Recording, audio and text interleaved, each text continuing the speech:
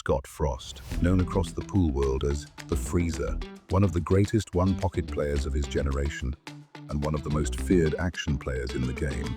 When the money was on the line, the pressure didn't shake him, it sharpened him. A competitor who thrived in the toughest rooms against the toughest players. Today's show is brought to you by our sponsors. I am so happy to announce J Flowers and jflowersqs.com are the title sponsor of this show. They're the fastest growing brand on the market in the last 3 years, and there's a reason for that. They're the highest quality for the money, and you can definitely take that to the bank. Quick story.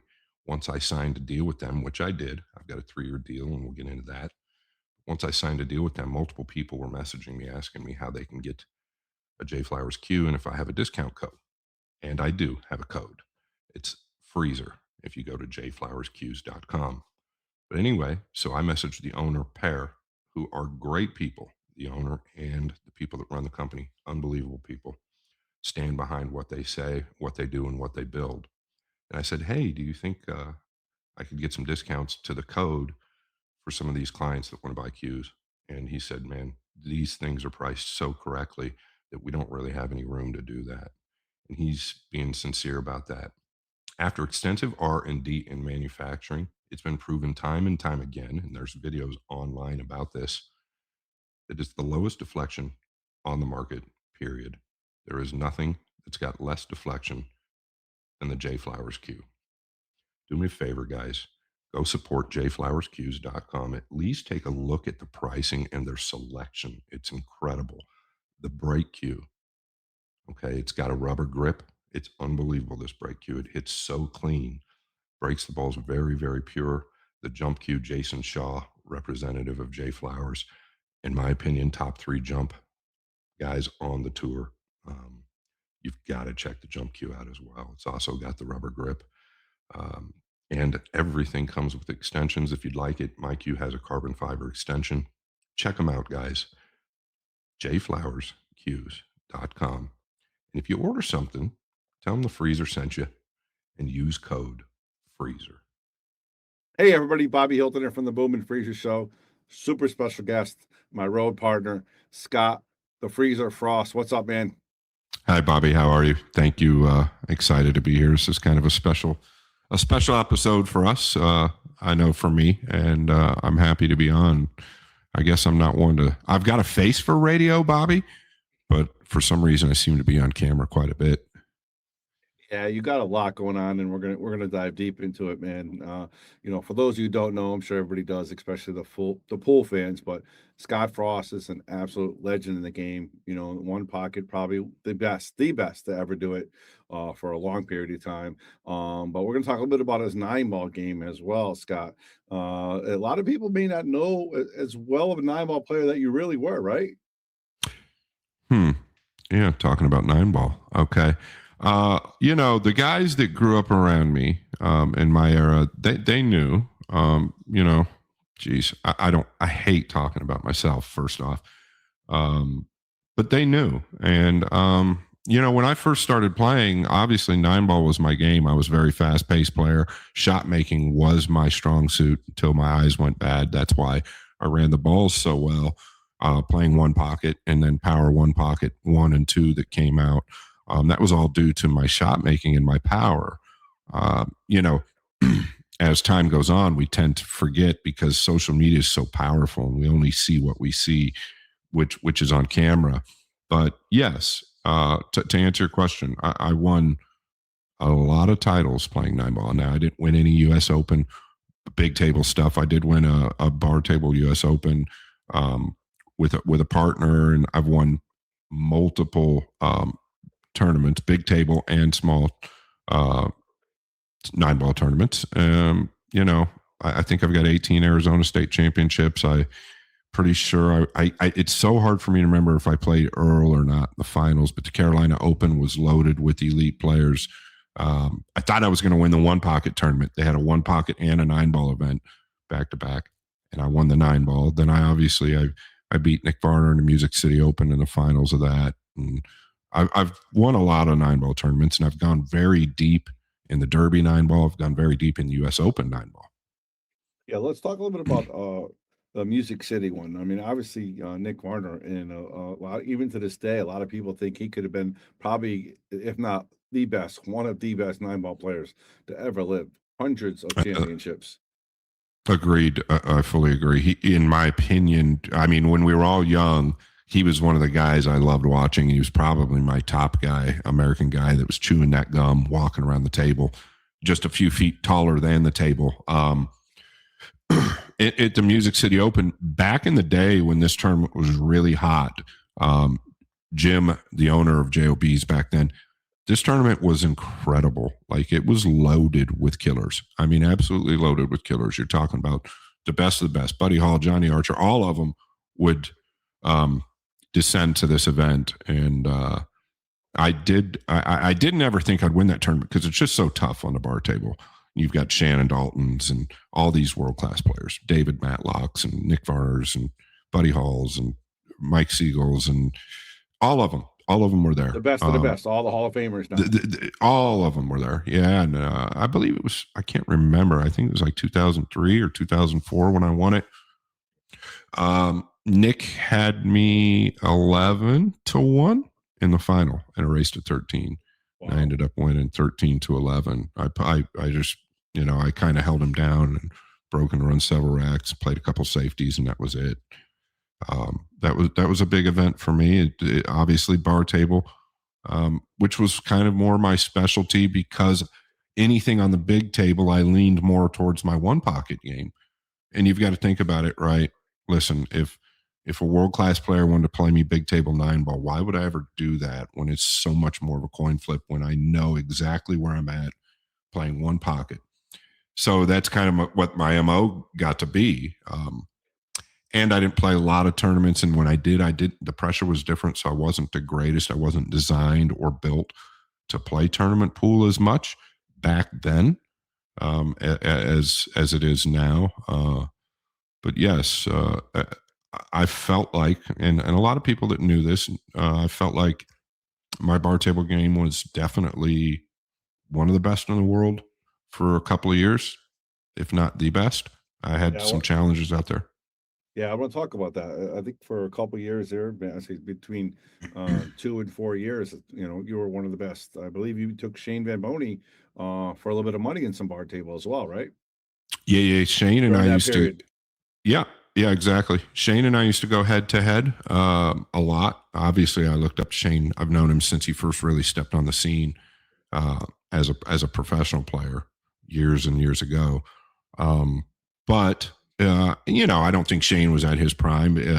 Respect to him, but he was a world-class bar table player, and I beat him, I think, out of about 30,000 before we played the set that was on the Action Report, TAR. And I know anybody in my era that remembers the Action Report, they were really the first stream that came alive where Alex Pagulayan played Shane that big set. And so I played Shane after I beat him a few plays, playing even, bar table nine ball. I played him a race to 150 in my hometown, Des Moines, Iowa. I think we had like 40 or 50 each bet total, maybe a little less, maybe 30 each bet. What year was this, you think? Boy, I want to say like, gosh, I don't want to mess this up, but my dates are going to be so bad. It could be anywhere from 2003 to maybe 2008. I don't know for certain. I would like to say later on towards 2007, 2008, probably, maybe a little later than that, actually. We played a race to 3 at the old Big Dogs in Des Moines, Iowa, or a race to 150 at the old Big Dogs in Des Moines, Iowa. And the first night, the night before we started, of course, I know Shane's going to be in there practicing, and I walk in, and it's back in this kind of like private room. There's just one bar table with tons of seating all the way around it. And I walk in, and there's like these windows before you go into the room. And I walked in, but not all the way. And I'm looking through this window, and I'm watching Shane, and he's standing there at the foot spot of the table, just pounding the one in with an object ball. And I'm like, this freaking guy, right? So he was pounding the one in to make a divot so that the ball's froze up real well, right? Yeah, so he can try to take advantage of his power break, right? That's what he's Of trying to do. course. Yeah, Yes. Yeah. And that was something I was really known for as well on the bar table. yeah. So I walked in on him when he was doing that, and I gave him a hard time, and I ripped the spot off, actually. I ripped it off right then and there, right in front of him, kind of jokingly, right? I wasn't really, I mean, I get it. I actually wanted a divot there as well. It makes Yeah, it easier to rack the balls. of course. But anyway, yeah. So he proceeded to thump me pretty good. I think he beat me 150 to, if I'm correct, 118. I believe he run like 22 racks at one point. I think I run 10 or 12. We both ran just nonstop five, sixes, and sevens. And that's got to be somewhere online, I would assume, but I'm not certain. But I think he ran 22 racks on me with combinations and stuff like that involved. Uh, I can tell you it was pretty painful to watch, but that's when I decided to hang it up with SVB on the bar table. He's a killer. He's one of the best to ever do it. But yourself as well, like you said, you're were you in your prime, or right? You thought maybe right there you were maybe a little bit off. Well, I played the bar There, table really at a high level, probably yep, all the way up till about 7 or 8 years ago. Really, yep. at a very bar table's a little different. There's an art to the bar table, um, art to the big table as well. But I played it at a very high level for a long time. Yeah. So I don't know. I think the prime on the bar table is completely different than the big table. And when you were running back then, was the money pretty good in bar table? I mean, were you able to make good games, or maybe a little different than obviously one pocket? You don't have to have that experienced player. You can play Joe Schmo or whoever, right? Yeah, absolutely.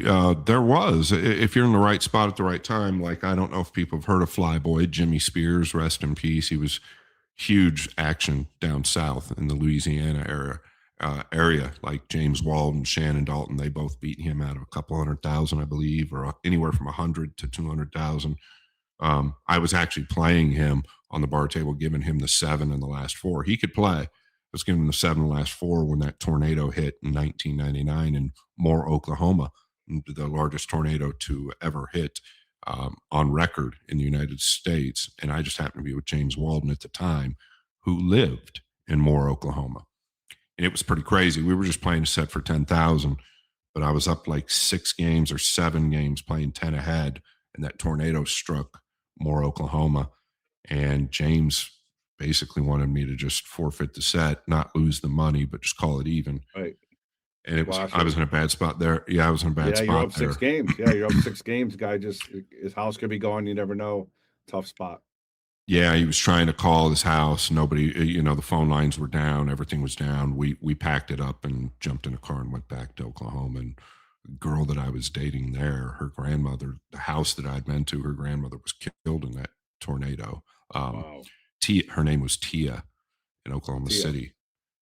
Tia Sopapia, they would call her. A lot of people knew her as cute girl, real sweet girl, but I was just dating her at the time. Her grandmother was killed in it. A lot of people were killed in that tornado. But yeah, we jumped in the car and it was like a 17-hour drive or something straight there. It was crazy driving into that city. I don't want to get off the subject, but Yeah, just yeah. crazy. Yeah. Did you ever play another set with him, or did it never come to fruition? I don't believe so.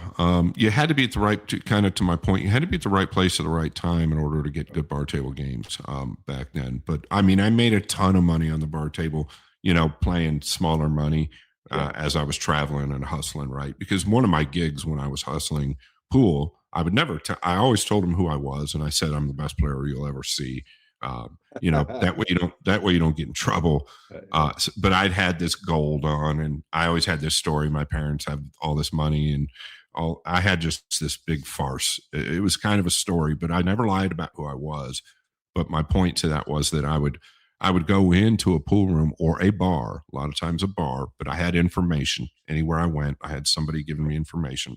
And I would ask everybody in there to play me 9-ball. Right. And I knew they could probably beat me at that either. But if they typically what they would do is get scared and say, no, but I'll play you one pocket. Right. And so that's usually what would happen. I never rarely would walk into a place and say, anybody want to play one pocket? I don't know that I ever did that. Set in the trap, and sometimes they fall right into it, huh? A lot of times, yeah. And if they don't, you just spend a little time and get them to. Yeah. I did. The last big money match, just so people have an idea. Like I said, in my era, I think the players knew. But I did play Orcolo, freaking Scooter. Everybody knows Scooter. He got me to play Orcolo at the Derby about 8 or 9 years ago. Scooter thought I was the best bar table player to ever live. He would bet whatever on me every time I played bar table. But I played Orcolo. That was like the last big set on a bar table I played. It was upstairs at the old Derby, or at this Derby that's still there. And we raced a 21 for 20,000 total, I think. And it went 20-20. I didn't want to play the game to begin with. I mean, what good's that going to do me? But I did play. I got forced to play it. We went 20-20. So we restarted the set, backed it, and jacked it. Back it and jack it. Back it. For those of you guys at home, if you don't know what back and jacket means, give you a real quick. When a set is close to hill or hill, and there's one game deciding it, the players will say, "Hey, let's start all over and put more money in the middle," right? Yeah, it's exactly right. Yeah, so that's what we did, and I think we just bet another. I don't know. I think another 5,000. But a lot of people were betting. The place was packed upstairs. Yep. And it was 18-18, race to 21. And we're not missing balls, right? Making mistakes. It's just kind of the luck of the break shot, really, getting a shot. But 18-18, I didn't get another shot, race to 21. But at 20-18, I'll never forget it. He hooked himself, and he made one of the best jump shots to this day that I've ever seen, and then ran out on me. And Dennis Orcolo, in my opinion, for the money, during his prime, them last couple of years before he left, or last year and a half, or maybe 2 years, maybe even 3, he was the best I'd probably seen. I was just going to touch on that. I know when he came to the East Coast, he played the tournament championship at Mohegan Sun, and he beat everybody. Now he was playing fantastic. Probably, like you said, one of the most feared players at that time. Probably, right? Yeah, and then guys like he hurt guys like Alex Pagline and I, and I guess Tony. Tony talks a lot about how great he plays, or that nobody will play. I'm 50 years old, but there was about a 12-year period, or maybe more, where Tony definitely didn't look my direction. But what I was going to say is that Dennis kind of ruined the party for guys like Alex and I. Because at the time, I think we were giving up the handicaps better than anybody in the world. And Dennis just came over top of us. He would go to places, and I'll give you an example. JRB, everybody knows the pro poker player from Vegas. To give you an example, I was giving JRB like 13-5, 14-5. That's stretched out, very tough right there. I was giving him easier spots and beating him for a long time, but stretched out. The toughest spot I was giving him was like 13-5, 14-5, I believe. Give him a slight chance. Give him a slight chance. Yeah. And possibly at times he would, he had a real chance. We were really gambling at that point. And at times I think he was going to 4. Maybe we'd play like 12-4 or 13-4. But my point is, I know this for a fact. Dennis would just come over the top of us, and he went straight in there and started giving JRB like 13-3, 14-3. Wow. And what happens, that just completely crushed us, because we're not going to go in there and 13-2. You can't do it. Or 13-3 or 13-4 or 14-3. Sorry. Yeah, you just can't. Yeah, you don't want. We had JRB in a pretty good spot there, as far as fair game, where we're slightly a favorite. And now all of a sudden, Dennis comes over the top of us. And he did that multiple times. Now, listen, we can't really knock him for doing that, because he loved action. But it just made it tougher for all of us, really. So I want to go back to that period, Scott, when you were top of your game in as far as bar pull. If I remember, I know, talked to some people as well. There was a good period there, I'll say 2-3 years, where you had pretty much an open invitation, where you would play in 9-ball or maybe an 8-ball, possibly. I'm not sure. But on a bar table, you gave an open invitation, correct? Yeah. I mean, the word was out. It wasn't, we didn't really have social media at that time, but the word was out that I was looking to play. I'd play anybody, but it wasn't really my first go-to. That was just what, that I was always comfortable in that position. As far as the big table's concerned, though, when I was comfortable, I felt like I could win any major event there as well. I don't know what year it was. I think I finished 9th through 12th, but Ralph Souquet, I've got him 8-1 in the U.S. Open in Virginia Beach, and I get 2 kick shots. He ends up beating me 11-8. Got him 8-1, beats me 11-8, and he goes on to win the tournament, right? And then I think I've got 6 or 7 top 10 finishes at the Derby. If not that, 5 or 6. But I was always knocking on the door. Now, to be fair, I don't think I really ever deserved to win any of those majors because I wasn't training playing 9-ball like I was for one pocket, right? So it's rare that would happen to win any of those bigger events, but it would have been sweet. It would have been fun. Yeah, you weren't traveling like, we had Rodney on the show a couple weeks ago. He's going to Puerto Rico, he's going everywhere. You're not traveling, playing in all these 9-ball events, correct? Right. Yeah, the money was here in the States for me because I was playing the one pocket games. And, I do wonder what would have happened if I would have just played rotation pool when I was young. I wouldn't have made near the money, made probably near the experiences or memories that I had. But I can guarantee you I would have been on Team USA many, many times. But that didn't happen. And I went a different route. But hey, here I am now. This break is brought to you by our sponsors. Let's talk about NM Billiards. That's NM as Nick Marina Billiards. He has an office in Berlin. It's his home. He also does a lot of cool things. He has a garage where he stores pool tables as well. If you need any kind of table work in the East Coast, give him a call. He can refurbish your table. He can buy your table. He can sell your table. And he can also refelt it. So if you need any work done, check out. The link is in our bio. It's NM Billiards. It's Nick Marino. An awesome dude. He'll take care of you or whatever you need as far as table work, whether it's refurbishing the table, bringing it back to life and getting it refelted, getting it reclothed, whatever you need. Check out Nick Marino Billiards. I have to mention my friends here in North Phoenix. It's Metro Sports Bar and Grill.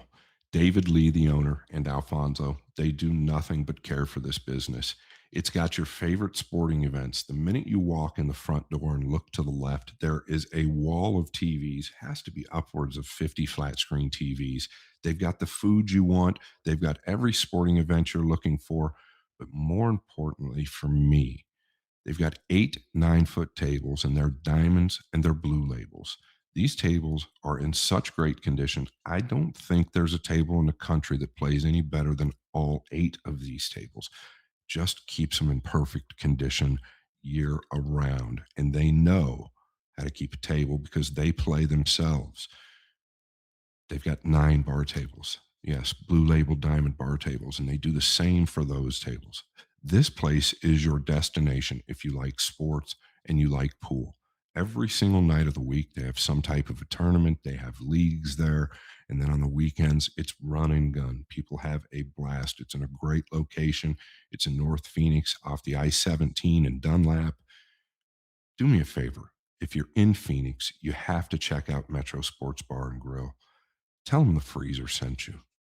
Wayne Harriman, the Sandman, doesn't get better than this guy. Wayne Harriman has been around for a long time supporting this sport and doing so many big things for it. I've seen him sponsor females for ladies events. I've seen him sponsor men that didn't have the money to play an event, whether it's locally or even a couple pro events. Wayne Harriman, the Sandman, has done a lot for pool. So thank you very much, Wayne. We appreciate you, man. One of our great supporters I wanted to touch on really quick, Control the Rock. So Manuel Gonzalez III, he was injured in a very serious war, lost his right arm and right leg, ended up inspiring so many people, turned out to be one of the best pool players in his area. And this is a true story. It's a heartwarming story. It's an inspirational story. His son, Manuel Gonzalez Jr., wanted to carry the torch, so to speak. He inspired so many people in his area, and anybody that ever came up to him and asked him how he continued to get so much better with one arm and one leg, he always would tell them, control the rock. ControlTheRock.com is where it's at. You can get a jersey like this. You can get a book like this. If you go to ControlTheRock.com, you're going to see a quick video version of Manuel Gonzalez III's story. It's touching, it's heartwarming. There's a bunch of products you can get on the site. It's a really cool site. And I am grateful to be able to represent this man and his family. I think it's something special. We are grateful for his service. We are grateful for Manuel Gonzalez Jr., and we're grateful for Control the Rock. It's controltherock.com. You can get this book. That's his father right there. One arm, one leg, playing one-handed. And I promise you, he played very well. Check him out. I want to say thank you so much to Control the Rock and their support and sponsorship. ControlTheRock.com, please. I want to talk about my man, Andy Gow. He's been with the Boom and Freezer show since day one. Day one. He's also a friend of mine, and he's also a huge supporter to the world of pool. Andy Gow has been with us and also any other platform you can think of, following, sharing, like, share, and subscribe. That's his motto. So, Andy Gow, I just want to say thanks for being a supporter and a sponsor of the Boom and Freezer show. You're the man. Here's somebody and another business that I want to talk about. It's PNW Pool Thing on Facebook. Stands for Pacific Northwest Pool Thing Stream. And it's Jesse Johnson. Jesse Johnson used to live here in Phoenix, and he's built all types of trophies. He's in the lighting business as well. But his love and his passion is pool. It's PNW Pool Thing Stream. Now, something else, I was just touching on lighting. You see that J Flowers sign right there? I'd say it's 2 foot by 5 foot, maybe by 4 foot. Listen, I shopped all over the globe online looking for an LED sign or some type of neon sign. LED's the way to go nowadays. This sign is dimmable. I ended up giving him a call, and in no time, this sign was done, but the price is what shocked me. Okay. I'm not making it up. You have to message PNW Pool Thing on Facebook or Instagram, PNW Pool Thing on Facebook or Instagram. His name is Jesse, and tell him the freezer sent you. Not to mention, go to PNW Pool Thing and check out their stream. It's PNW Pool Thing Stream. They're streaming your greatest content every single day. They're known as the best streamers up in the Northwest. PNW, as I said, stands for Pacific Northwest. They're simply known to stream in one of the best venues I've seen. If you go on there, you're going to be hooked. You're going to see the venue, the lighting around the table, the backdrops, everything is to the nines. PNW Pool Thing on Facebook. Thank you, Jesse Johnson, for the support, and keep doing what you're doing. I want to talk about Agape Sober Homes. That's Agape Sober Homes. What they are is a sober home that you or anybody you know can volunteer and help people out that need a home. Okay, people that struggle with addiction, whether it's alcohol or drugs, Agape can help you out. And if you want to help out you, your friends, anybody that want to help them out, you can check out their website. They do great things. Everybody knows somebody that's been touched with, obviously, alcohol abuse, drug abuse. It's very hard, very difficult. And I personally can attest to it. My dad was a very bad alcoholic. I passed away. I can talk about him. But there's also so many friends of mine that are very close that has dealt with it. So it's a very tough issue. And what they do at Agape is they help people become a place to live. And how they do that is through donations, through volunteers. So if you're interested in helping out in any way, check out their website, Agape Sober Homes. What they do is help people in need. And the Boom and Freezer Show is very proud to have them as a sponsor. And we want you to help them help the people that need it. So check it out, Agape Sober Homes. Great job. Keep doing what you're doing. You're making the world a better place. Now, back to the... You recently had a great live on your page. We all shared it. Everybody saw it. We're all talking about it. I want to know a couple things. First of all, what made you do that live? To start off, what made you do that? Yeah. So you hear my tone change a little bit. My tone changes just because I guess for me, over the last actually 3 or 4 years, it's been really frustrating because I'm very observant. I pay close attention, and America is very, very close to me. I'm like really passionate when it comes to my country. I get too deep into politics at times. I keep that out of pool. but it's close to me. So, um, first off, I want to address that when I did this live, I haven't read any comments. I don't go on and read comments, but I was a little disappointed in myself because I had all these note cards set up.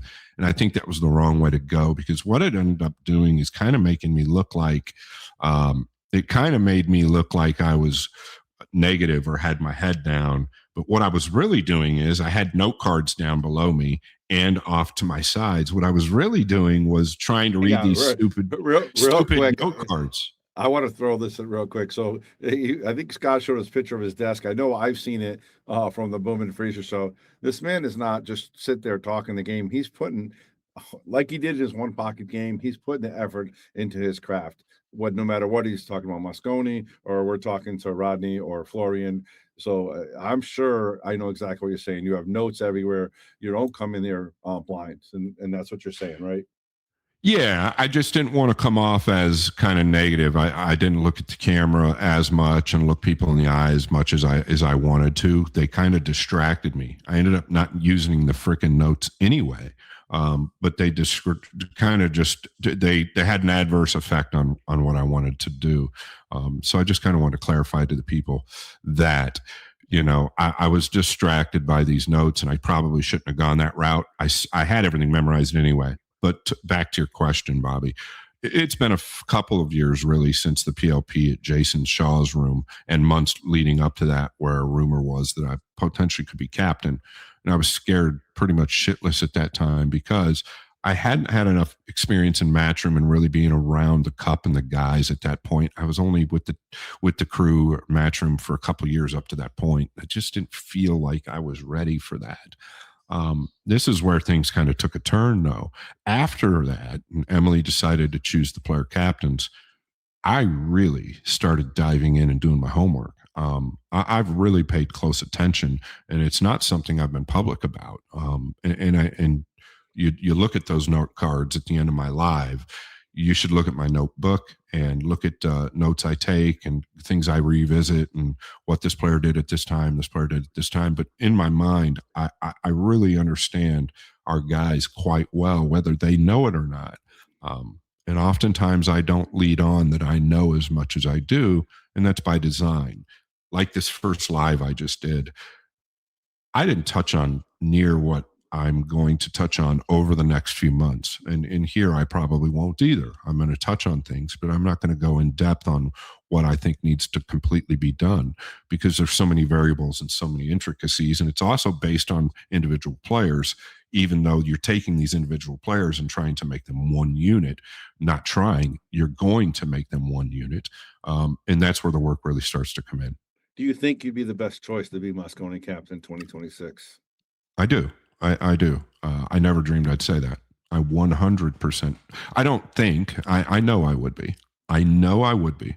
There is somebody, though. I've talked about Johan Rusink, and I believe he's the best coach in the world, and he knows how to direct the players. He gains the respect from the players, where it's a little tougher for me being in the United States, right? When you come up in the United States around your peers that you're playing against, there's a lot of cliques. And I was always kind of a solo guy. I always ran to the beat of my own drum, kind of stayed to myself. And I was never clicked up with these guys. Always got along with all of them. But it's a little tougher coming up in the United States and gaining that respect from these peers or these guys that are a little bit younger than you, especially because a lot of them really don't know what I've been through and what I've done in my career. So when you've got these younger, great players that come out, and they're supposed to have egos, but they've got these egos that they know more, and that they don't need this type of instruction or that type of instruction, when in all reality, it's really the opposite. And that is exactly why I believe I should be leading this team. Going back to Johan Rusink, I do think that he is a vital part of this. Now, whether I'm involved at all, maybe he is, or whether he's involved, maybe I am. That would be ideal. Now, listen, I haven't talked to Emily. I haven't talked to Matchroom. I'm just putting out there what my dream would be for this team, because I will once again go back to this. I want what's best for this team. and I know I'm in that position to give them what they need. But other than that, I'll let you carry on. Yeah, no, I gotta say I agree with you, and it's not only because I'm your partner here at the podcast. I know since we've been doing this show, I want to say eight months now, 9 months. I got to know your character, the type of person you are, how driven you are, and like you said, you may not lead on all the time of all the stuff that you know and that you do. I understand that we talk off the air, we talk before the show. I know exactly what you're saying, and I get it. And we're gonna I hope you can share one thing. I know you didn't want to get into it too much, but if you were to be captain, what's one of the first things you would do to shake up that team? What do you think would be one thing that you've been saying for a year, I have to do this. Team America needs us. Scott Frost is captain. What are we doing first? Well, I've already met with Emily once at the Moscone Cup, and I just spit out what I would need. There's a few things I would need from them in order for me to be that. I'd have to have the power to alleviate somebody if needed. I don't want these guys to think that they're not expendable. They are. We all are. In anything we do, we can lose our position and should be in that position to lose our position on a daily basis if we're not performing or respecting what's in front of you. That's number one. Number two, I would be making a lot of phone calls. I'd be making a lot of phone calls, and I wouldn't be sleeping a lot. I'd be making a lot of phone calls. I don't want to forget the common goal here, and that's a team. And I don't think a team is made up of 5 people quickly, right? So when I talk about that, I think that a lot of us have overlooked it. I know you've touched on it, but I think that the junior, and I hate even using that term, I think the younger players are vital in the future of the Moscone Cup.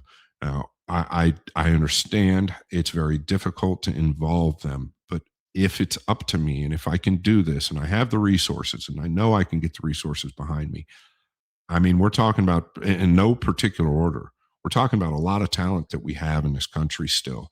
And it's like Sam Henderson, Lucas Vercasso-Werner, Eric Roberts, Landon Hollingsworth, Nathan Childress,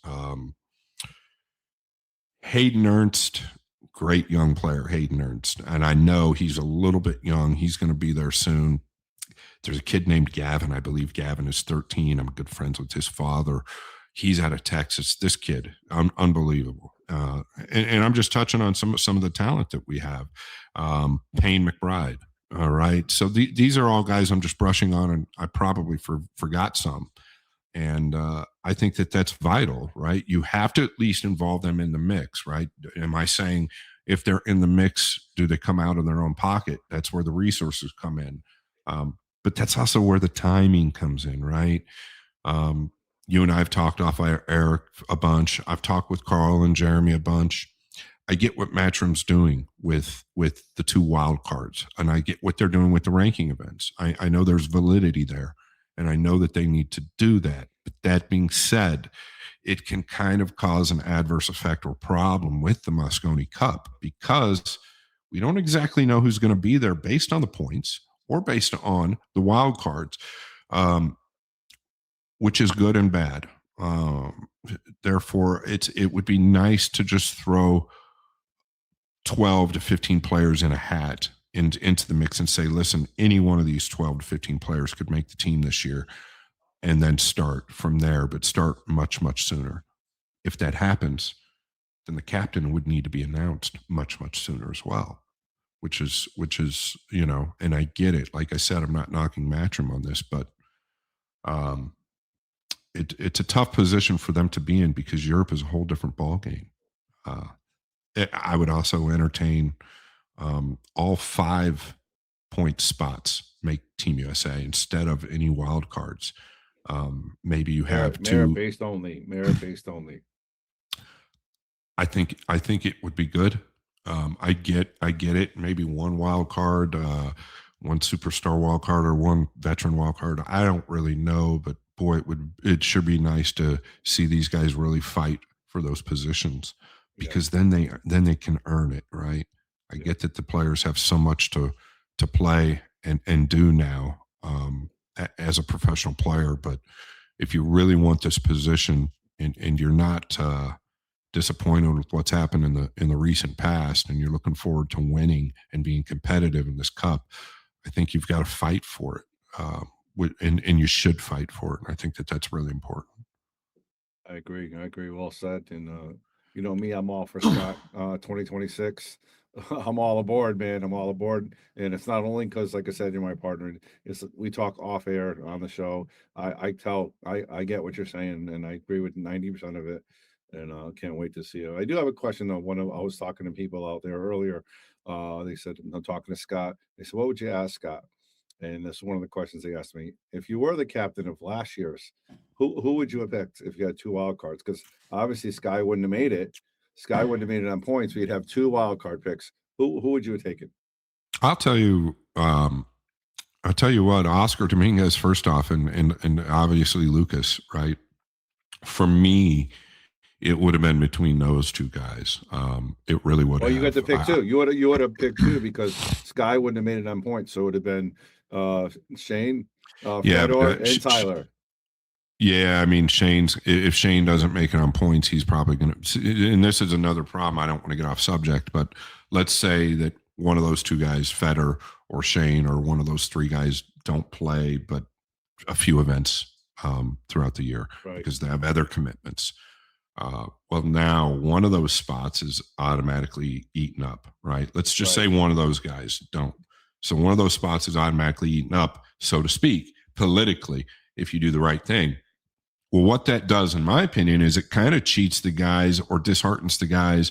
And this has already happened, right? This has already happened in the past. It disheartens the guys to work moving forward.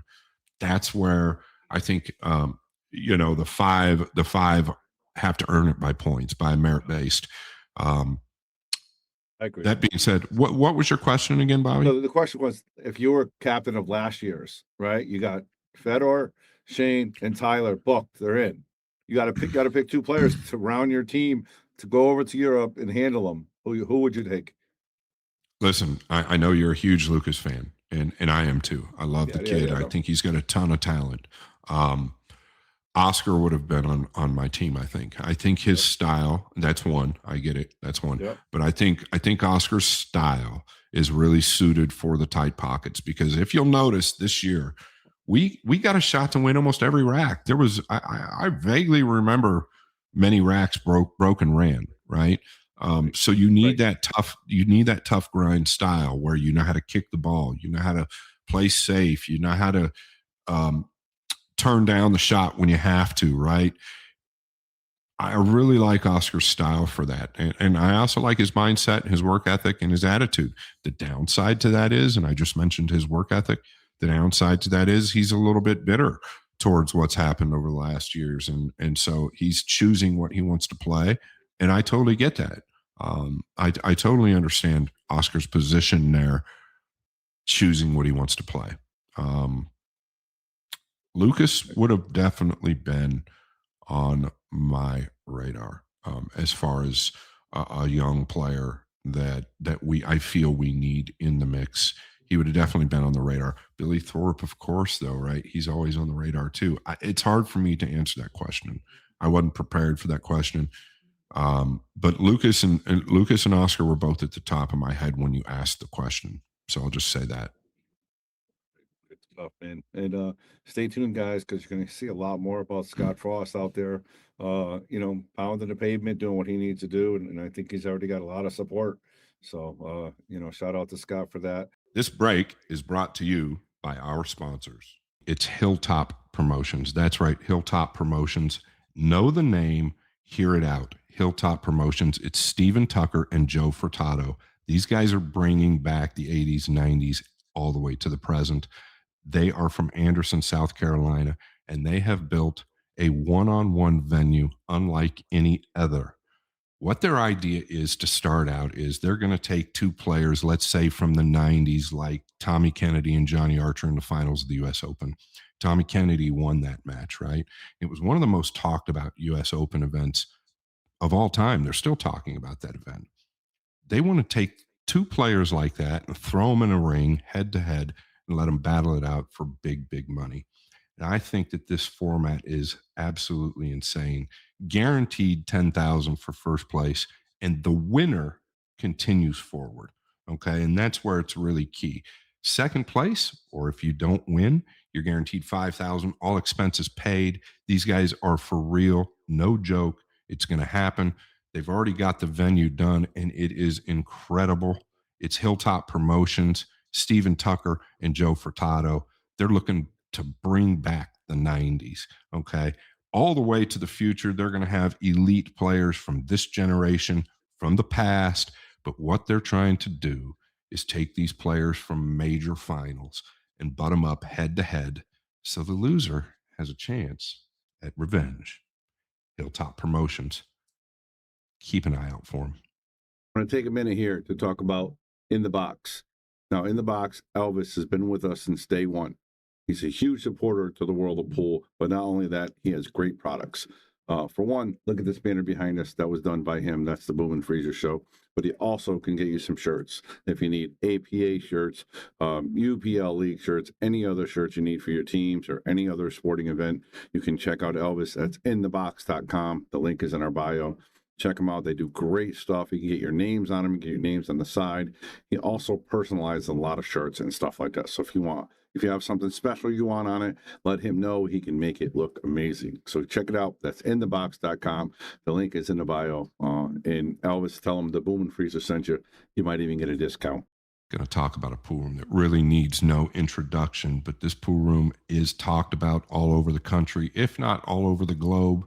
I don't know anybody that's sponsoring and representing more players than these people, but it's David and Leah Bartosiak.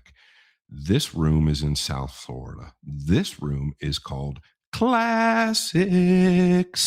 That's right. It's Classic Billiards.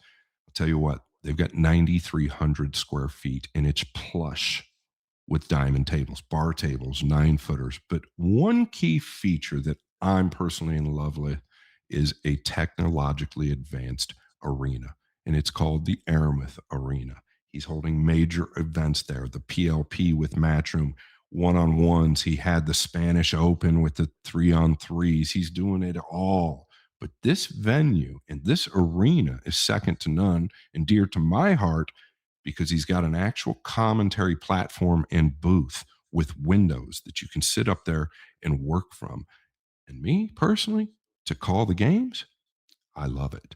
Classic Billiards in South Florida, 9,300 square feet, full of the best tables on the planet, and the environment is second to none. Dave is not the church type going guy. He's the type of guy to let it rip. He likes to yell, likes to scream, likes to have fun. The vibe in this business is something I've never experienced before. And that's the vibe that he's trying to create all over the world. And I think he can do it. Dave is a leader. I love him like a brother. It's Classic Billiards in South Florida. And one last thing, don't forget the chicken wings. The honey barbecue chicken wings are truly the best chicken wings I've ever had in my life. And Shane Van Boning can confirm that. Classic Billiards in South Florida. We absolutely love you. Thank you so much. Tommy's Tattoo Supply is probably one of the largest tattoo supplies companies in the world. And you can check out the link. It's on our bio. That's Tommy's Supplies, Tommy's Tattoo Supplies. This guy has everything you need from tattoos, from ink to tattoo guns, to any other products you need for tattoos. He's got this great color ink as well. You got to check it out. That's Tommy's Supplies. I'm telling you, he's an awesome dude. But not only that, he's very smart, and he's got a great company. And if you have anything to do with tattoos, whether you're a tattoo company or just an artist, you got to check out his website and check him out. I promise you won't be dissatisfied. He'll take care of you, whatever you need. That's Tommy Supplies. Check out the link. We appreciate it, Tommy. Thank you very much. Now, back to the Let's talk about your illustrious gambling career, the fun stuff. Yeah. Actually, a lot of it's not fun sometimes, Scott. We're going to get into a couple stories, I think, where it's always fun and game until you get punched in the face, right? Yeah. Yeah. There's a lot of ups and a lot of downs. We were filming. The reason I said that is that was a quote that I said in the trailer for the A&E show that we worked on. They filmed me for about 5 years off and on. They went around filming me, a top producer with A&E. and actually not a top producer with A&E, but he actually produces now Alaska State Troopers. And I still talk to him from time to time. But in the trailer, I said there's a lot of ups and there's a lot of downs. And in the gambling world, there really is. Let's touch on one story. Though there was a story where you went and played a pool room owner. You made a decent amount of money. You were I don't know if you're playing a character, right? You're somebody tended to be somebody's son or something like that. How did that Oh, story go? yeah. Jack Cooney was, I mean, there's no question that the young generation, they really don't know it. The people that not in the know, I understand it. You don't know it, but Jack Cooney, um, Nine Ball Jack, he was the best hustler of the. You can ask anybody. You can ask the old players, Keith McCready's, the ones that are still alive. He was the best hustler of the 70s, 80s, and potentially the 90s, early 90s.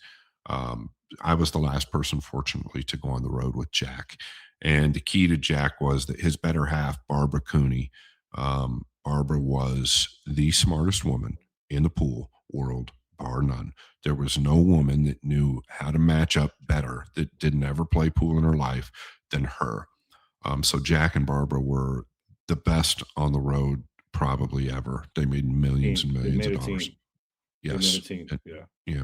And she was shot a couple of times. She was shot at Jack and Jill's in Baltimore, and classy people too, right? But that's kind of what goes with the territory. So you were just asking me about where this happened. So Jack and Barbara were on the road with me, and I was kind of the last guy they went on the road with, and we went off and on for a period of 2 or 3 years, maybe 4. We were in Dallas, Texas, and there was a pool room called Mr. Kim's. And Mr. Kim was an Asian guy that didn't really even speak English. He had a bunch of video poker machines in his room, a bunch of 3 cushion tables in his room, and he had like 2 or 3 9-foot tables in his room. These 9-footers had 3 cushion rails on them and 760 cloth. They played like played like lightning. Yeah. I mean, they played like a frozen lake. Yeah. The ball just never stopped rolling. Yep. So we went in there. We knew Mr. Kim really loved to gamble. Mr. Kim liked to play 50 to 100 a game 9-ball, and he'd play you all day long. And he wouldn't ask for a spot out of the gate. So we went in there, and I had a local college hoodie on or something like that. And then I had a local T-shirt on. And Jack and Barbara were my parents. And we went in there, and they asked for Mr. Kim, and Mr. Kim, here he comes. And they said, listen, our son loves to play pool. We're going to give him one last chance to play a little bit before he starts college. And Mr. Kim comes to me, you play 9-ball? Yes. So we play. We start out playing 50 a game. I think the bet ended up at 100 a game. He never goes over 100 a game. And we played for like 12 straight days. By the end of it, I was giving him the 7, 8, and 9 wild. But in the beginning, his favorite move would be to ride the 9 or just fire the object ball into the 9 and let the 9 go 64 rails and hope it goes in. And it did a lot. And when With it would the go rails in, and the cloth, right? It's going to bounce around a lot. Yeah. Yeah. And when he would do that, and he would make it 1 out of 6 or 7 times, right? It would just go in. And every time he lucked the 9 in, he would say, lucky time, lucky time, lucky time, right? So every time he lucked the 9 in, it was lucky time. So I would do the same thing. I was giving him a handicap, but I would do the same thing. I would try to luck the 9 in because it makes me look even bit luckier. But I'm sure you probably had a different strategy. I'm sure your cue ball was a little different spot than his was, I would think. And over the 12 days, and this number is pretty accurate, I was up like $13,000 or $14,000, right, over the 12 days. Yep. 10 to 12 days. I don't believe it was 12. It might have been 10, but I was up $13,000 or $14,000. I was making a little over $1,000 a day. That's good money, especially. Boy, I don't know what year this was. This is a long time ago, 20 plus years ago, 25 years ago. Yep. So that was good money. And so finally, after we'll call it 10 days, after the 10 days, he comes over and pays me for the day. And every day he would just pay. We marked it with a coin, and I'd lap the coin multiple times around the table. And every day he would just pay off. Well, this day it was a little earlier. He'd just seen enough. He'd had enough, didn't ask for a bigger spot. And he pays me off and says, lucky time, no more lucky time for me. I want to play your father. And so he wanted to play my dad, which was Jack Cooney. Who And could that's play, when right? Great player. Yeah. He was not world class, but he was just about there. Jack beat people by outsmarting them. Even on the table, his one pocket game, he never ran a lot of balls, but he was so good at moving, like Efren level moving, and genius. But anyway, Mr. Kim went over there and asked Jack, my dad, if he wanted to play some. And so Jack proceeded to play him, but they only played 5 or 6 days. And the minute that Mr. Kim asked for a spot, Jack wouldn't do it. And probably the reason for that is that, Jack was always protecting himself for the future. He wanted to make sure that he could go back to a spot if there was a chance. He didn't want to burn it up, stretch himself out with the handicaps, and then not have anything to resort back to. And so the minute that Mr. Kim asked for the 8, Jack just unscrewed and said, "Thank you very much for your time. I really appreciate playing you, and we'll see you down the road." And that was it. Yeah, so we beat him out of like 20,000 at 50 to 100 a game. Now, how does that work as a player? So you obviously give them a cut because he wins. You get a cut of theirs. You kind of just split it up. I think we were chopping everything. I think we were just chopping everything there. Yeah, in that particular situation. Sometimes that'll all change due to the situation, but pretty sure we were just splitting all that up at the time. Yeah. Not long after that, they retired. Jack, he's getting older. Boy, he's 83 now. Still in great shape. Very, very intelligent. Talk to him quite a bit. Yeah. All right. So now he breaks down his cue. You know he can beat him with a spot. What are you thinking at that point? Yeah, as I kind of mentioned, it's really for Jack was always that way. He never overstretched himself because he always wanted to leave an open invitation to come back. So he always left himself an open window to where he could go back to a spot and probably still get a very good game. He could have gone back and gave Mr. Kim the 8 and the 7, and on down the line, but he's not that type of guy. He wants to get as much as he can out of that spot without giving a handicap up, or out of that establishment without giving a handicap up that he thinks is a little bit tougher. That way he could go back. Those days are long gone. Those days are long gone. I want to talk a little bit about your road history, like you just mentioned, Jack. What are some of the other names that you went out with, you went on the road with, and who was your best? I don't know if you want to call him handler, partner. Who was your best partner that you went out with, and who was somebody that you may have made money with, but you really didn't. I don't want to burn any bridges or say talk bad about people, but somebody that you said, we just didn't gel right as a team, and mention a couple of guys. I want to hear them. Marcus Shamat, he was captain of Team Europe. He was one of the first younger great players that I went with, and we were together like 5 or 6 years, and we made a lot of money. Matter of fact, he went back to Sweden. He's from Sweden. Called him the Little Swede at the time. When he first came to America, all I kept hearing about is this Swede, and that was what they called him, is the Swede. And we finally linked up. I think he gave me the 8 playing 10 ball in Atlanta, and I ended up beating him. And from there, we partnered up. Really mild-mannered young kid at the time, and we got along great. We stormed through America and the derbies and all that, and we did very, very well. So Marcus, for sure. James Waldman and I did very, very good. James Waldman was, in my opinion, most people's opinion at the time, it was well known for the money playing rotation pool, bar table, or big table. They all avoided him. All of them avoided him. They did not want to they weren't volunteering to play James Walden. So he and I did really well together. Great times, a lot of great times. All good things must come to an end, as they say. But we ended on pretty good terms as well. It wasn't a bad thing, and then, the flip side of that, not saying he's a bad guy. And I made my share of mistakes too, I'm sure, but Ronnie Wiseman and I were together. And Ronnie had kind of like this MO of taking the young top talent, and he was very smart. Ronnie's very smart, ex-pro player from Canada, and lived in Detroit, Ronnie Wiseman. But he took Corey Deuel, who texted me yesterday, and Alex Pagalion and me, all kind of at different times. But he was good at finding the young talent and taking them around and making money. Interesting stuff. Uh, what was your basic hustle when you went on the road? Did you just walk in and start playing nine ball with you already had, like you said, a plan, like people told you where to go and what you were going to do. But if your mindset when you're going to a place that you go in, said, I'm going to try to start doing this, or I'm going to go, you said you never talked one pocket right away, but you always went in nine ball. Did you always go for the best player? Did you try to work your way up? It was always specific to the situation. But Ronnie and I think we had the best act on the planet. We didn't even have to script it.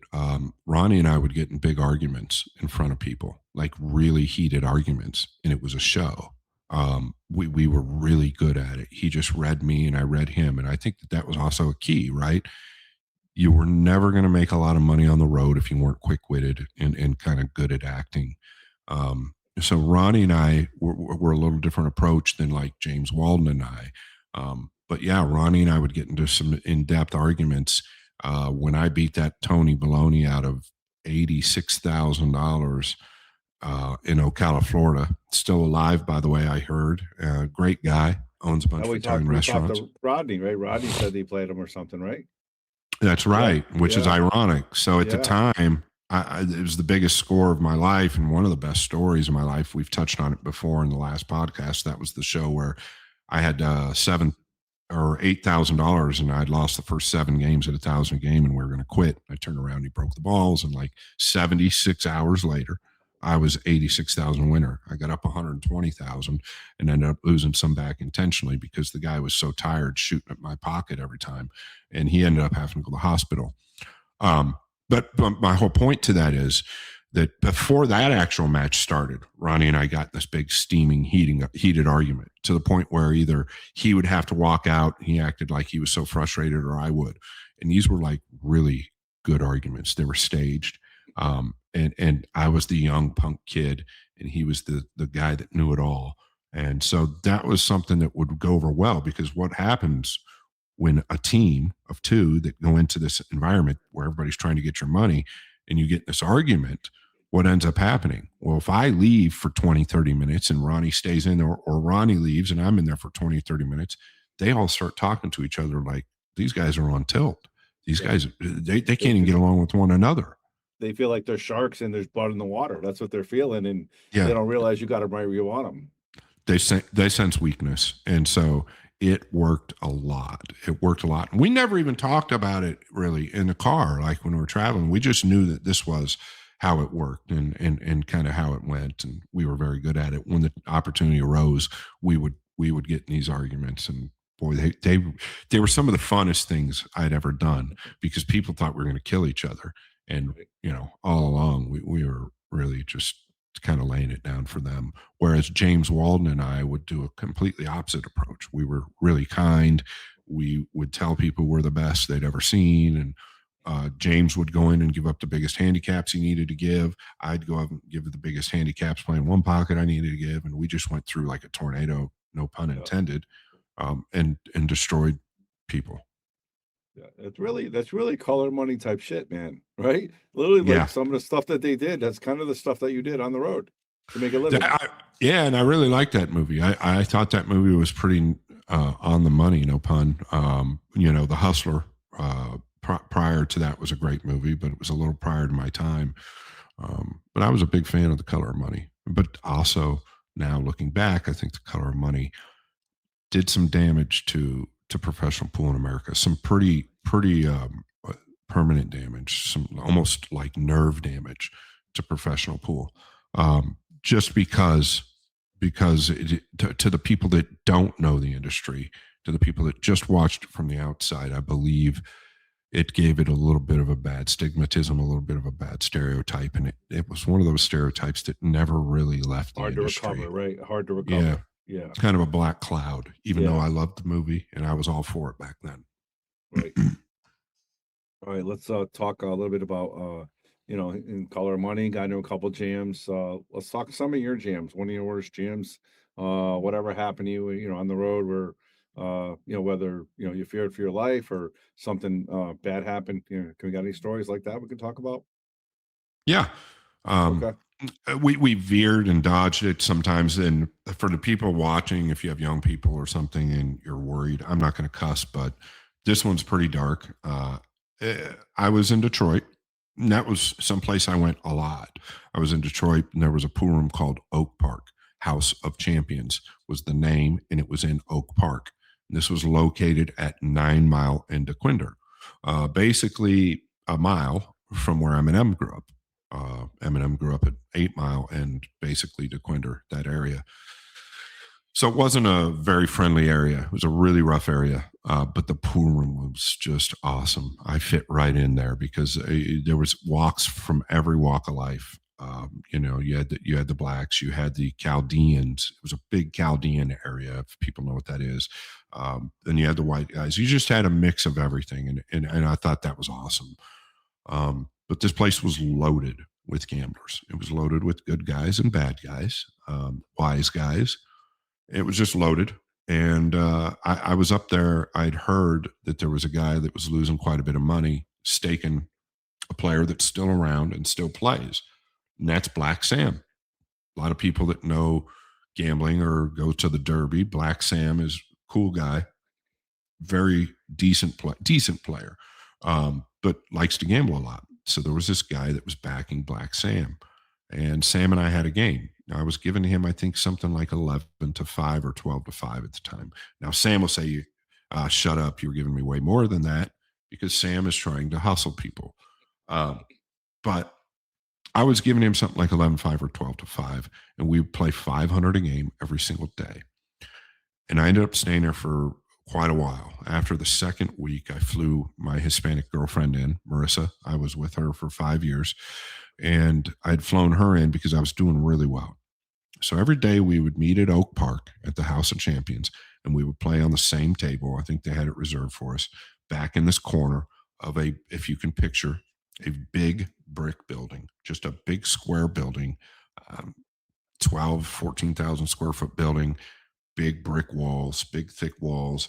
It didn't have windows. This building didn't have windows. They played the music real loud, all different types of music, and just everybody in there was gambling. They had some famous people in there. Drew Paul, this guy was very famous, gambled with him a bunch, played with no shoe. His shoes had the toes cut out. He would stand on his feet for hours. I never met anybody who could play longer. But anyway, every day I would go in there and meet Sam, and Ivan was staking him. And over and over and over we'd play. And I can't remember any real losing days that I had over the last 2.5 to 3 weeks at this point. Got to the point where I went to eat with him a few times. And when I say him, I'm talking about Ivan. I befriended him because he was losing a lot of money. He wasn't really a pool player and he wasn't in the pool world, but he was somehow connected to Sam and they were friends. And Sam had him in there losing a bunch of money because Sam couldn't really win the game I was playing, but it was close. I wasn't going to win every day, but I wasn't losing any money. But I'd win 3 or 4 or 5 games a day, sometimes one game, sometimes we break even. You're obviously feeling comfortable. You flew your girlfriend in. You're feeling pretty good. You're like, okay, I got Yeah. this. You're figuring Yeah, it out. How big you're going to make? How much you're going to make, right? right, exactly. Yeah, and I was doing well. One particular night, no different than any other night. We go back there. Let's just say it's 5 o'clock. We get the balls. We play for like 3 or 4 hours. It's in the nighttime now, and we're going to keep playing. And Ivan, there was a big steel door, just a single steel door, kind of like those push doors at schools that have the alarms on them. But the alarm didn't work. There was a big steel door, literally about 6 feet from our table, maybe 7 feet at most, but it was real close to our table. And this night, he asked me if I wanted to go out and take a drag. I didn't smoke cigarettes back then. He was talking about a hit of pot, and I would appease him most of the time. I just go take a hit and shoot the crap with him, and I'm trying to beat this guy. And I didn't smoke pot a lot back then, but I did smoke now and then. Well, this particular night, Sam happened to be beating me. I'll never forget it. I think I had just lost my third game. I was about to be down 3 games or was down 3 games. And Ivan walked by the foot spot of the table. I was up at the top spot of the table. He's like, "Yo, Freeze, you want to come hit this?" And I was in a bad mood. I was not happy, but I didn't say anything rude to him. I'm like, "No, thanks, Ivan. I'm good. I just want to keep playing." Right. Right, because I every said, game you lose, you got to win 2 to get back, right? Your mind's thinking yeah, like that. I got to make this money back. yeah, exactly. Yeah. So that's where my head's at. And so I just declined kindly. And he walks out. And literally, I guess it seemed like it was in slow motion. To me, it seemed like it was minutes, but it was probably about 15 seconds. About 15, 20 seconds later, I hear one big bang, just one big bang. Now, mind you, we're in this big brick building, hard flooring, no carpet. So the music in there reverberates and it echoes. Yeah. So it's echoing in there. So I just heard one big bang. Whether he was pounding on the door multiple times or not, I don't know. And But it's I'm not the like first everybody one. stopped, right? Everybody didn't stop or anything. It's just Yeah, most people probably didn't even hear it. yeah, Right? You couldn't hear it. Like other things, life is happening in this pool room. right. But I heard it. So I Yep. just and I knew that he had just went out there. So I just walked straight to the door. It took me 2 seconds, 1 second. I walked straight to the door. We had to push the door out to open it. And as I pushed it, I felt a little tension. And I just keep pushing it. And I look up and I see 2 Suburbans taking off, one this way and one the other way. And I look down and Ivan was reaching up. And this is where people, if you have kids or you're worried about that, maybe just send them away. He was looking up at me. He was reaching for me, and he was completely missing his right hand, or it might have been his left hand. Actually, if he was facing the door, it was probably his left hand. It was clean off, just clean off, completely gone. And he's reaching up for me, and I pretty quickly realized what's happening. So I grabbed him by his sweatshirt, and not only that, um, probably about a chunk like this completely gone in his neck, completely just gone. Right. What are you thinking at this point right now? What do you at this point your mind has to be racing, right? Well, yeah, yeah. It was just racing. I don't know what I was thinking, but time really slowed down. But I grabbed him because he couldn't get up and he's bleeding everywhere. And I grabbed him and pulled him in, and he kind of fell on me, or I kind of like fell backwards with his weight, and he ended up on me. And so he passed away in my arms probably about 60 seconds, maybe a minute later. And he had been shot multiple times, upwards of 30 times, with, I believe, a sawed-off shotgun and a pistol, AK, multiple different guns. So what happened was that they rushed him the minute he walked out, and they were waiting for him. They had been casing him for weeks, I would assume. Yeah, you would think. Yeah, man. Yeah. So obviously, the whole point to that is just kind of like another issue in Texas when I got robbed. But I was lucky, right? Because if I'm not losing to Sam that night, Yep. this was the first time I declined going out there. And I'm never thinking that Ivan's going to get hurt or killed. So I got very, very lucky. It was just a crazy moment, crazy night. They taped the place off. My poor girlfriend was in there. They taped the place off, and they found his hand in the front of the parking lot. This happened, and I'll never forget it. They had a chalk mark and a cone right next to his hand, clean as a whistle. So what had happened was he put his hand up when they rushed him, and whatever they shot him with there, it just shot his hand clean off and over the building. Wow. Yeah. So I'm stuck in that pool room for 12 hours. It was like 12 hours. They wouldn't let me leave, covered in blood. Rough deal, right? Really rough deal. Yeah, I mean, like I said, the previous 3, 4, or 5 days, you're gonna go out there, smoke a joint, just talk to him because again, that's your MO. That's the guy you're getting close to, and wow, that's crazy. Yeah, it was actually weeks. It was like a week and a half to 2 weeks. We'd been playing every night. So Yeah. this had happened. So this is ongoing for a long time. I actually went to eat with him twice, and I knew he was into something probably, right? I'm not stupid. Yeah. But I'm not asking questions. We never talked about anything bad. So yeah, we were in there 12 hours, finally release us. I fly back home. Detective calls me a couple of times because I was a witness. I never had to testify for anything. But come to find out, he did tell me, and I can talk about it now. He's gone. He had stolen upwards of 70 keys of heroin at the time from some very bad people. So he probably knew his time was numbered. Or I would assume. I mean, I just can't imagine doing something like that and hanging out in public, but Right. everybody's different, right? And so that's what happened. That was a tough one. Or Yeah. I don't. It's just a different way. But it did mess with me when I realized I should have been killed. Yeah. How long did that take you to even get over, or how did you deal with it? Because obviously, I'm sure you probably woke up at times and be like, it could have been me. It should have been me. It probably, there's a good chance of me if I go out there, because they're not going to be like, oh, there's Scott, we're not going to shoot. They were going out there with a mission. They did what they need to do, whether you're out there or not. It was going to get done. Yeah, 100%. I don't know that's kind of one of the things, I don't know that I ever really did deal with it. I think that was kind of one of the things that affected my personality and kind of my hardness, even though I was raised by hard people in the private Italian club in Des Moines. I think that probably had a lot to do with me. Now that I'm older, I'm 50 now, and I've reflected over this. I just kind of kept going. Of course, I'm thinking, oh my gosh, I could use other words. I got very fortunate. But I would look at it as there's a reason I'm still here.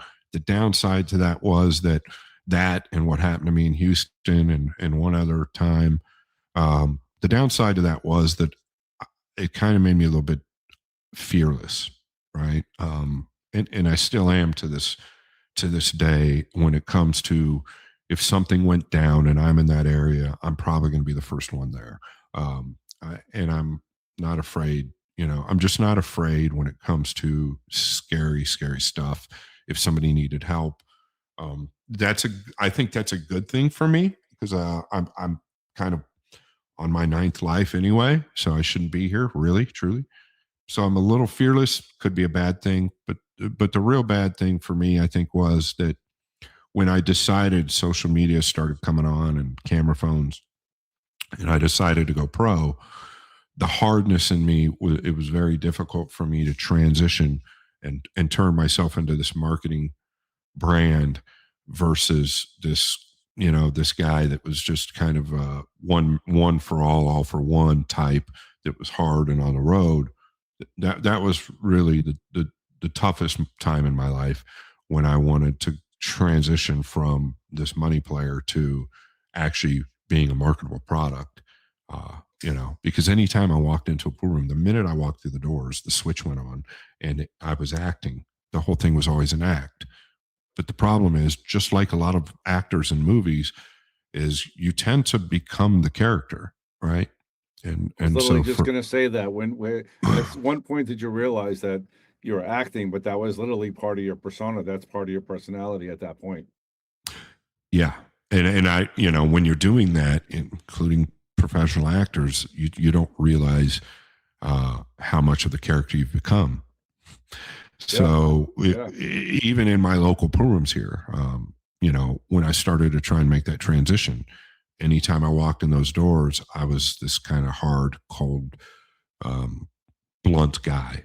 And that was really tough. I made my share of mistakes there, without a doubt. As far as how I spoke to people or how I presented myself, because that was always kind of my act when I was on the road. And it really kind of wasn't who I was. Came from a great family.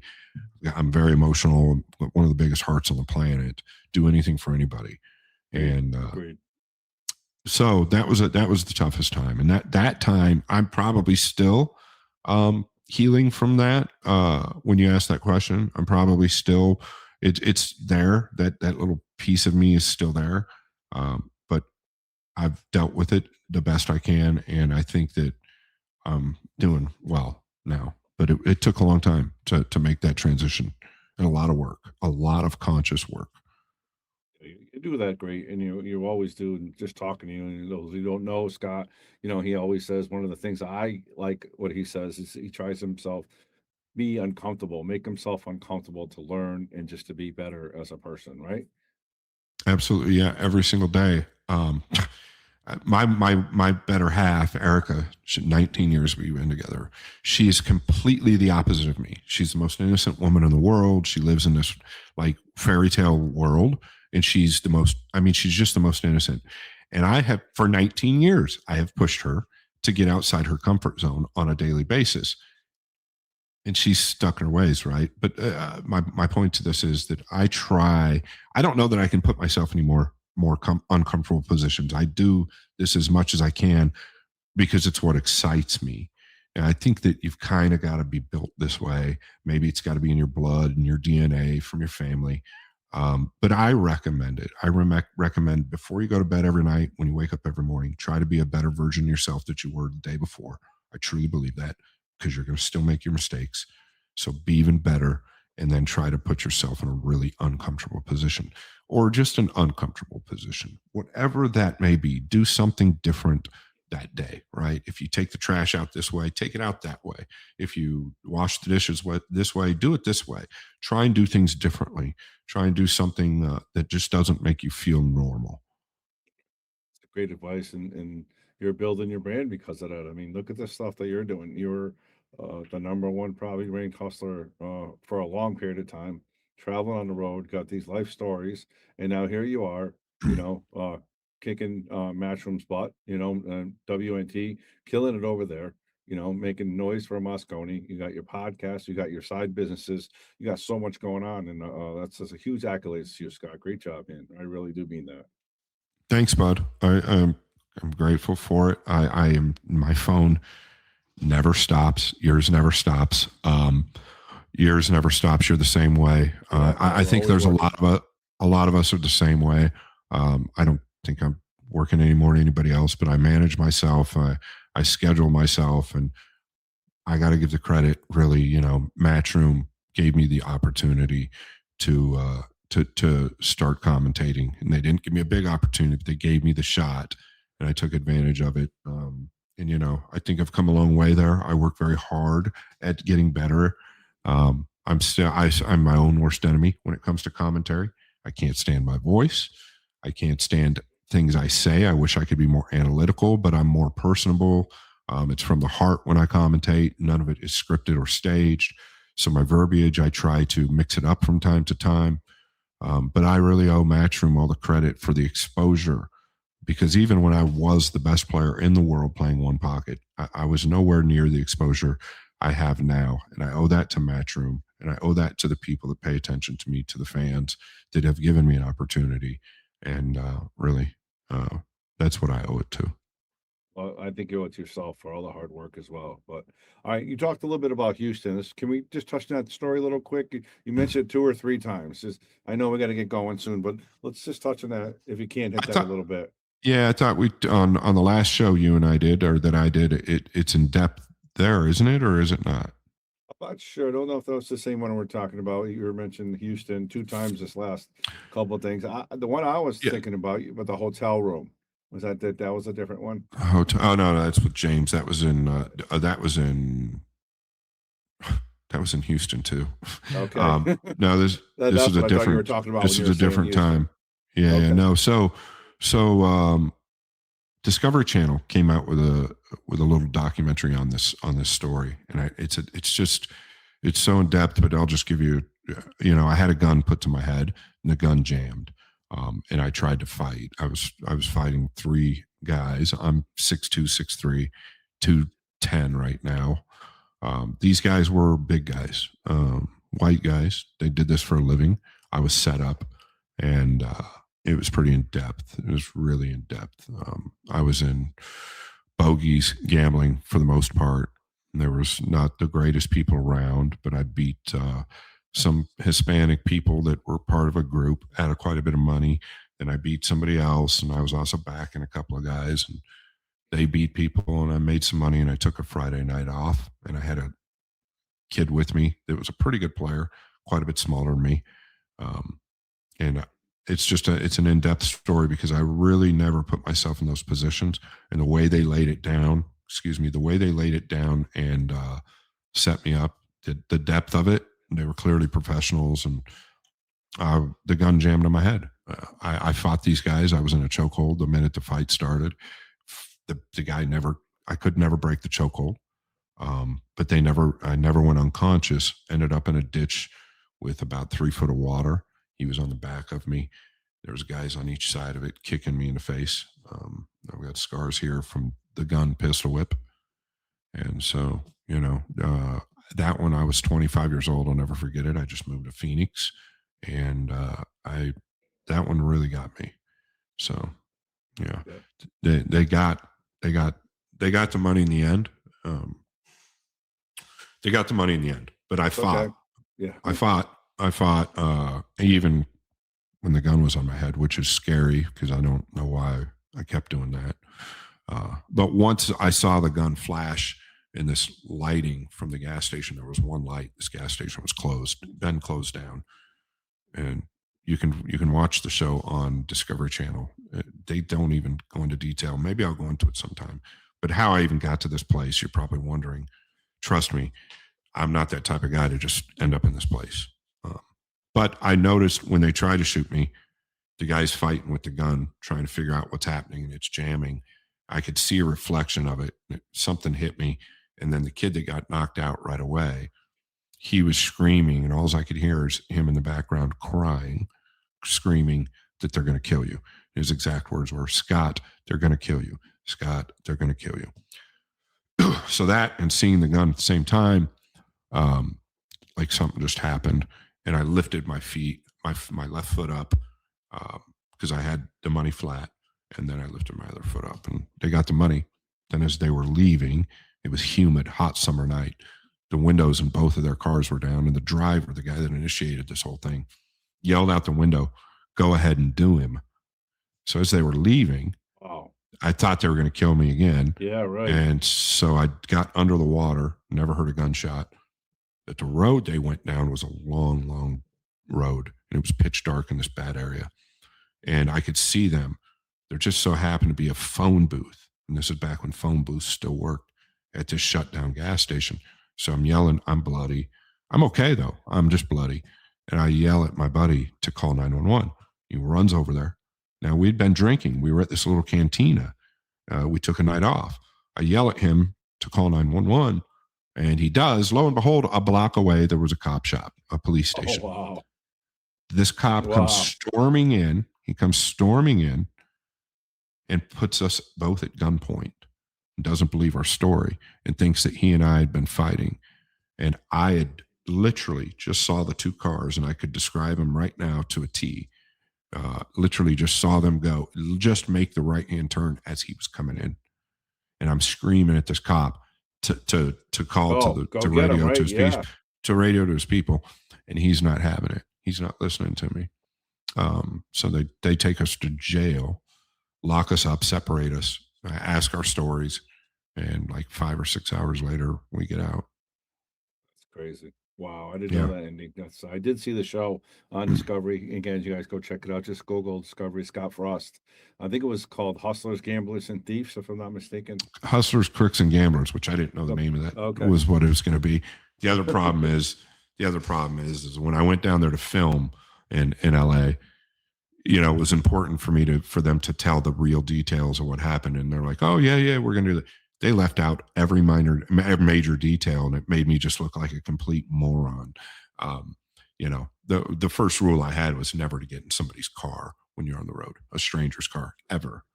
And I did get in this car, but I acted like I had a gun on me. It's just a long story. Sometime I'll tell.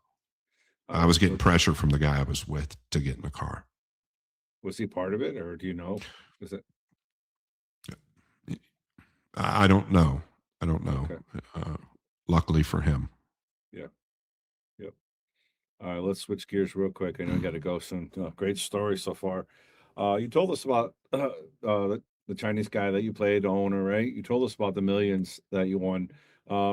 Give us a little bit of your daily life on the road. Like, how much would you make in a month, and was it really as fun as as I as we feel it could be? You're out there making money. I mean, it's work, but it's not work, if you know what I mean. You know, people out there, you're playing pool, you're doing what you love. And how much did you make in a month? And what was it like? Was it exciting, fun most of the time? It was amazing. Just incredible. It was absolutely incredible. I left my first trip with $150. I was just showing somebody on Facebook this picture. Came back 3 weeks later, bought a brand new. I was 19, bought a brand new, or just used Suburban and matching brand new Walleye Tournament Series Lund boat. Um, it was just an amazing time. I had a lot of fun. I'm not going to lie. I had a lot of fun. I dated a lot of girls, um, and there was a lot of good times. Had a lot of good times. What kind of money? That all just varied, right? But I can promise you, I was never homeless or broke, or those stories where you're sleeping in your car. There was never a night where I slept in my car. Not one. I always had money. And if I didn't, I could make one phone call and I'd be fine because I had earning power. So when you have earning power and you're good at what you do, money shouldn't Yep. be an issue. For me, the only regret I have is maybe I lived a little too fast and didn't respect the money as much as I should have, because now the respect that I have for money is completely different. So I'm just not even the same person.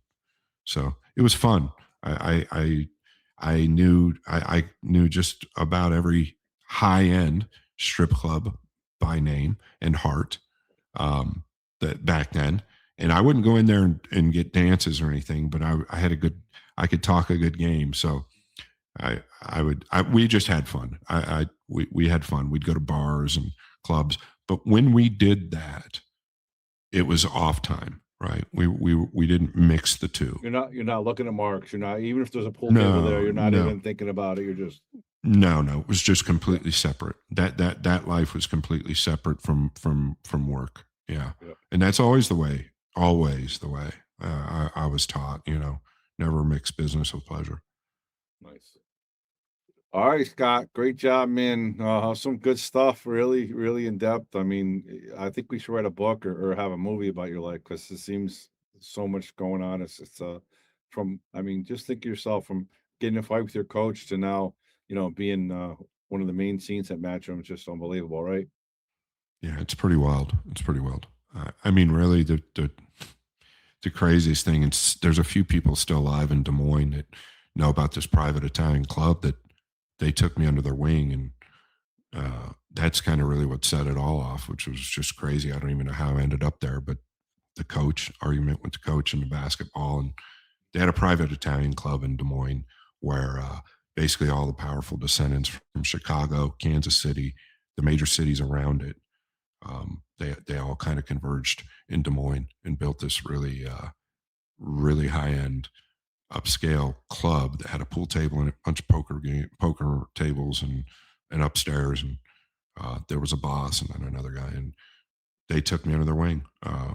But they were not bad people. They were actually not bad people. There was a couple of bad guys in there, but they taught me a lot about a lot of things, and it was just different times. Just wild. The place ended up burning down. My poor parents, I put them through it. Jesus, my parents are in business, man. There was never. I don't know what happened to me. Anyway, here I am. Good stuff, man. Good stuff. Before we go, a big thank you to our sponsors who make this show possible: Jay Flowers, Classic Billiards, Tommy's Tattoo Supply, Nick Marino Billiards, Metro Sports Bar, Anytime Billiards, Control the Rock, Agape Sober Homes, Wayne Harriman, Andy Gow, In the Box, PNW Pool Thing, and Hilltop Promotions.